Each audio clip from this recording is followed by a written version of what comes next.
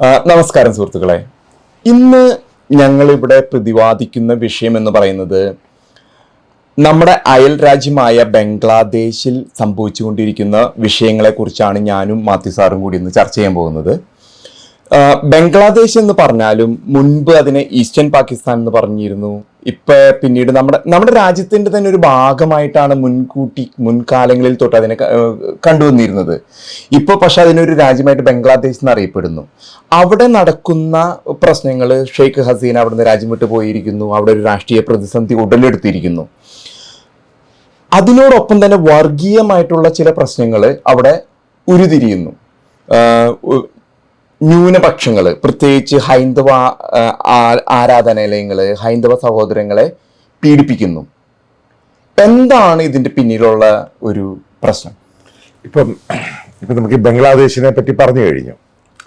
ഇപ്പം ബംഗ്ലാദേശിൻ്റെ പ്രധാന പ്രശ്നം എന്ന് പറയുന്നത് അവിടെ ഉണ്ടായിട്ടുള്ള ഒരു ഭയങ്കരമായ ഫണ്ടമെന്റലിസ്റ്റ് വർഗീയ ശക്തികൾ ഒരു ഘടകം തള്ളിക്കളയാൻ പറ്റത്തില്ല. കാരണം അതിനകത്ത് ഏറ്റവും കൂടുതൽ കോൺട്രിബ്യൂട്ട് ചെയ്തിരിക്കുന്ന സക്കീർ നായക് എന്ന് പറഞ്ഞ ഇന്ത്യക്കാരനെ, ഇപ്പോൾ മലേഷ്യയിൽ ഒളിവിൽ കഴിയുന്ന ഇന്ത്യക്കാരനാണ്. അവിടെ പോയി ഇത്ര വലിയൊരു വർഗീയ രീതിയിൽ ആ രാജ്യത്തെ പല മുസ്ലിങ്ങളെ ഈ ട്രാൻസ്ഫോം ചെയ്ത് ജിഹാദി ഓപ്പറേഷൻ്റെ ഭാഗമാക്കി മാറ്റിയത്. അപ്പോൾ അവിടെ ഒരു കോഫി ഷോപ്പിൽ ഏകദേശം ഒരു 7-8 വർഷം മുമ്പ് നടന്ന ഒരു ബോംബ് ബ്ലാസ്റ്റിൽ എത്രയോ പേരാണ് മരിച്ചു പോയത്. ഇപ്പം അവർ പറയുന്ന ജനാധിപത്യം എന്നതിനെ പറ്റിയാണ് അവർ ആ സ്റ്റുഡൻസ് ലിബറേഷനെ പറ്റിയൊക്കെ പറയുന്നത്, ഇപ്പോൾ നടന്ന മൂവ്മെൻറ്റിനെ പറ്റി. പക്ഷെ അതിനകത്തോട്ട് അവിടുത്തെ ജമാഅത്ത് ഇസ്ലാമി എന്ന് പറയുന്ന വർഗീയ പാർട്ടിയും അതേപോലെ പാകിസ്ഥാൻ്റെ ഇൻഫ്ലുവൻസോടുകൂടി നടത്തിയ പരിപാടികളുമൊക്കെ വളരെ വിസിബിളാണ്.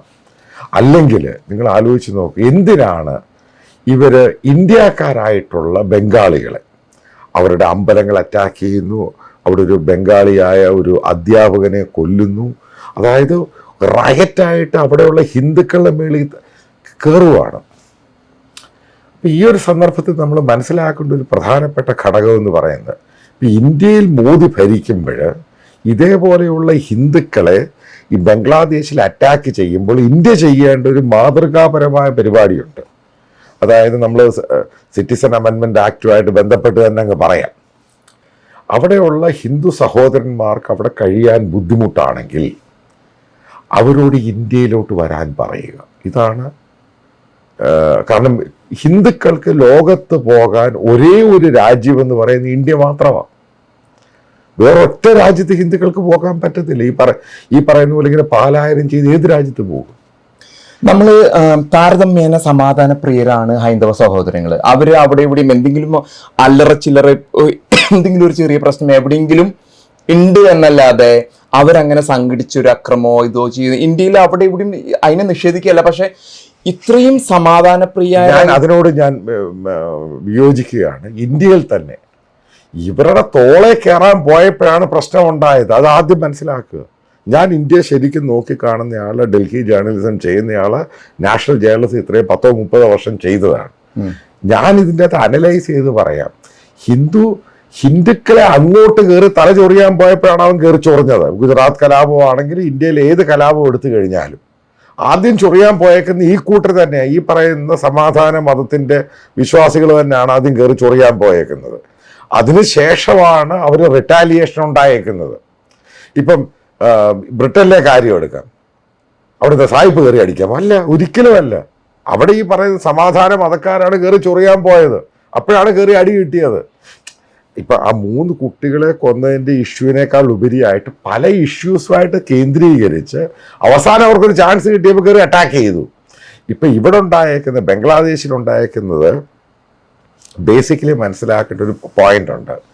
ഈ CAA ആയിട്ട് ബന്ധപ്പെട്ടും ഷെയ്ഖ് ഹസീനയ്ക്ക് ഇന്ത്യയിൽ അഭയം കൊടുത്തതുമായിട്ട് ബന്ധപ്പെട്ടാണ് അവിടെയുള്ള ഹിന്ദുക്കളെ അറ്റാക്ക് ചെയ്യുന്നത്.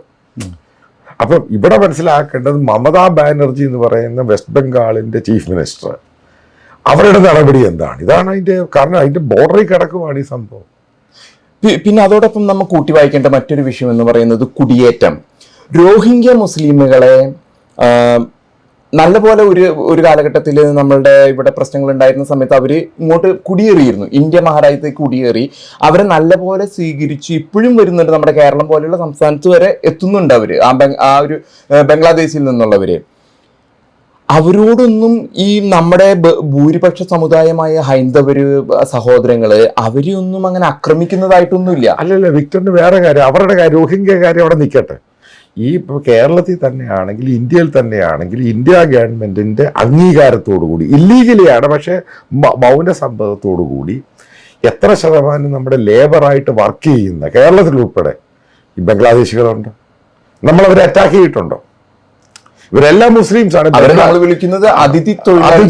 ഈ ബംഗ്ലാദേശി മുസ്ലിംസ് ആണ് ഈ പറയുന്ന. നിങ്ങളിപ്പം എടുത്തു നോക്കുക, ഇപ്പം ബംഗാളി ഇപ്പൊ ഇവരെല്ലാം മുസ്ലിം കമ്മ്യൂണിറ്റി ഉള്ളവരാണ്. ഇവരെല്ലാം ബംഗ്ലാദേശി മുസ്ലിം, മുഷീറാബാദ് എന്ന് ഇവർ പറയുന്നത്, ഇവർ ബംഗ്ലാദേശി മുസ്ലിംസ് ആണ്. പക്ഷേ ഇവിടെ കേരളത്തിൽ വന്നാണ്. ഇന്ത്യയിലെ പല സ്റ്റേറ്റുകളിൽ ഇവർ ജോലി ചെയ്യുന്നുണ്ട്, തമിഴ്നാട്ടിൽ ജോലി ചെയ്യുന്നുണ്ട്, ബാംഗ്ലൂരുണ്ട്. ഇന്ത്യയിലെ പല സ്റ്റേറ്റിലും ഇവരെ ഏതെങ്കിലും ഹിന്ദു സഹോദരന്മാർ അവരെ അറ്റാക്ക് ചെയ്യാൻ പോയിട്ടുണ്ടോ? നേരെ തിരിച്ച് അവര് വന്ന് ജിഷാപ്പ് കേസ് പോലെയുള്ള കേസുകളിൽ അവർ ഇങ്ങോട്ട് ആക്രമിക്കുന്ന. അതെ, ഇവിടെ വന്ന അഹങ്കാരവും ബഹളവും എല്ലാം കാണിച്ചിട്ട് പോലും ഇന്ത്യയിലെ ഹൈന്ദവ സഹോദരന്മാര് ഈ പറയുന്ന ബംഗ്ലാദേശ് മുസ്ലിംസിനെ അങ്ങോട്ട് കയറി അറ്റാക്ക് ചെയ്യുന്നുണ്ട്. അവരോടൊന്ന് ജോലി ചെയ്യുന്നു, പണം ഉണ്ടാക്കുന്നു, പോകുന്നു. പക്ഷെ ഇത് ഉണ്ടായേക്കുന്ന സംഭവമാണ് ഇവിടുത്തെ. ബേസിക്കലി നമ്മൾ മനസ്സിലാക്കേണ്ട ഒരു സംഭവമുണ്ട്. ഈ പറയുന്ന വർഗീയ സംഘടനകളെ പിന്തുണയ്ക്കുന്ന കേരളത്തിലെ ഒരു വിഭാഗമുണ്ട്. അത് വളരെ വിസിബിളാണ്. അവർ മനസ്സിലാക്കണം, ഈ ബംഗ്ലാദേശി മുസ്ലിങ്ങളെ ഇന്ത്യക്കാരായ നമ്മളവരെ സ്വീകരിച്ച് നമ്മൾ ജോലി ചെയ്തു, അവന് പണം കൊടുക്കുന്നു, അവർ നല്ലപോലെ ജോലി ചെയ്യുന്നവരാണ്. പക്ഷെ ഇപ്പം ബംഗ്ലാദേശിൽ ഉണ്ടായേക്കുന്ന നോക്ക്, അവിടെ വീടുകളിൽ കയറി റയറ്റ് നടത്തുകയാണ്. ഇതിനൊക്കെ ബേസിക്കലി ഉത്തരം കൊടുക്കേണ്ട മമതാ ബാനർജി. കാരണം അവരാണ് ഈ പറയുന്ന മുസ്ലിം ഭീകരത. കാരണം ആ കൺസോളിഡേഷൻ ഉണ്ടായ ശേഷം, പോളറൈസേഷൻ ഉണ്ടായ ശേഷം അവരെ ഏറ്റവും കൂടുതൽ പിന്തുണച്ച മമതാ ബാനർജി. ഇവിടെ ഉണ്ടാകാൻ പോകുന്ന ബംഗാൾ പൊളിറ്റിക്സിനെ മാറിമറിക്കും. കാരണം ഈ അറ്റാക്ക് ചെയ്യപ്പെട്ടവരെല്ലാം ഈ ബംഗാളി ഹിന്ദുക്കളാണ്. അതവിടെ ഭയങ്കരമായിട്ട് റിഫ്ലക്ഷൻ ഉണ്ടാകും. ഇന്ത്യയിലും അതുണ്ടാകും.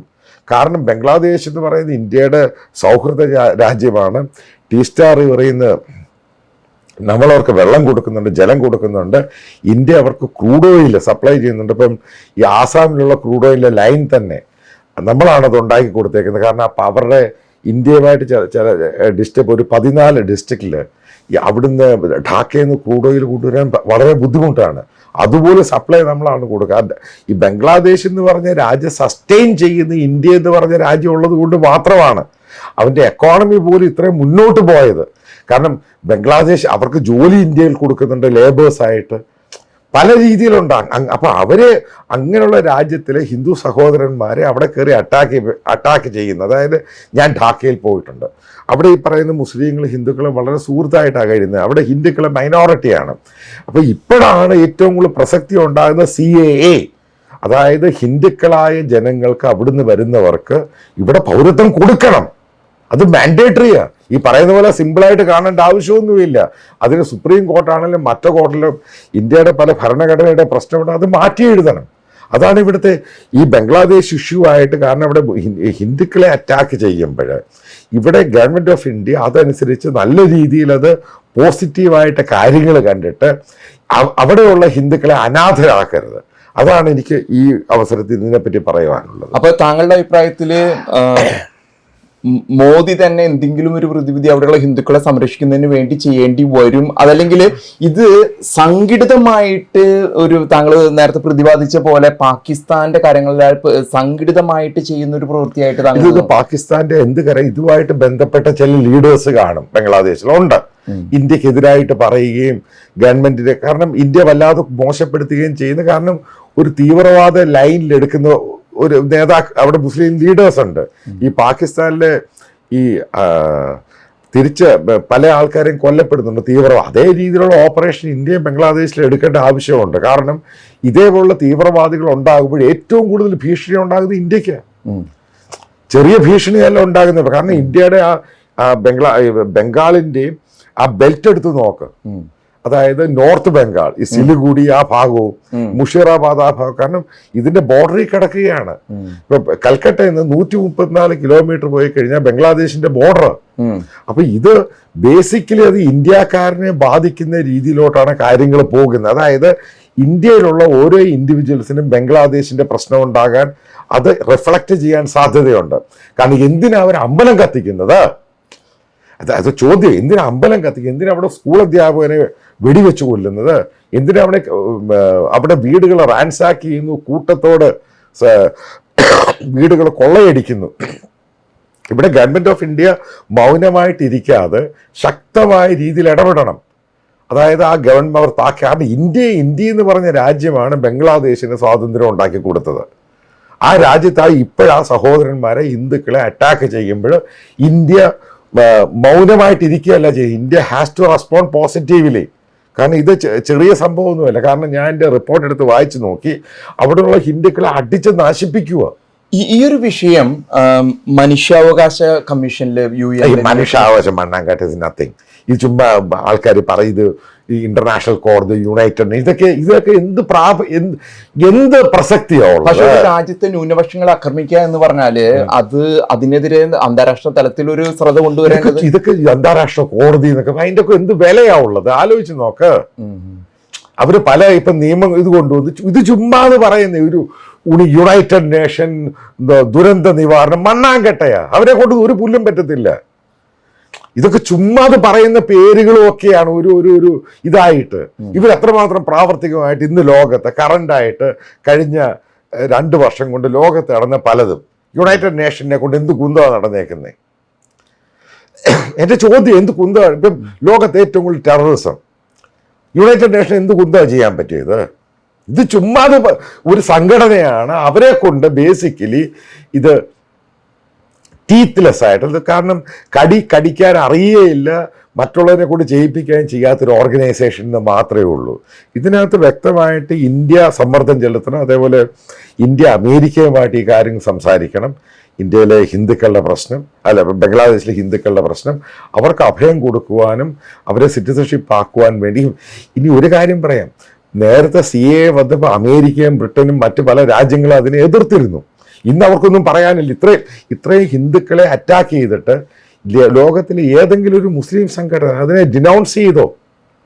ആലോചിച്ച് നോക്കുക. ഇത് വളരെ സീരിയസ് ഇഷ്യൂ ആണ്. എന്നിട്ട് അവരതിനെ തള്ളിക്കളഞ്ഞു. അവരതിനെ ഓക്കെ അത് ചെയ്യുന്നത് ശരിയല്ല എന്ന് പറഞ്ഞു. ഇതൊക്കെയാണ് ഇവിടുത്തെ ഇഷ്യൂ. അതായത് മനസ്സിലാക്കേണ്ടത്, ലോകത്തുള്ള ഹിന്ദുക്കൾക്ക് ഇങ്ങനെ ഒരു പ്രശ്നം ഉണ്ടാകാൻ അവർക്കുള്ള ഒരേ ഒരു രാജ്യം, കൂടെ നിൽക്കുന്ന രാജ്യം ഈ പറയുന്ന ഇന്ത്യ മാത്രമേ ഉള്ളൂ. ഓക്കെ, നമ്മളെല്ലാം ബേസിക്കലി ഒരു ഇന്ത്യക്കാരാണ്, നമ്മളെല്ലാം ഹിന്ദു എന്നാണ് വരുന്നത്.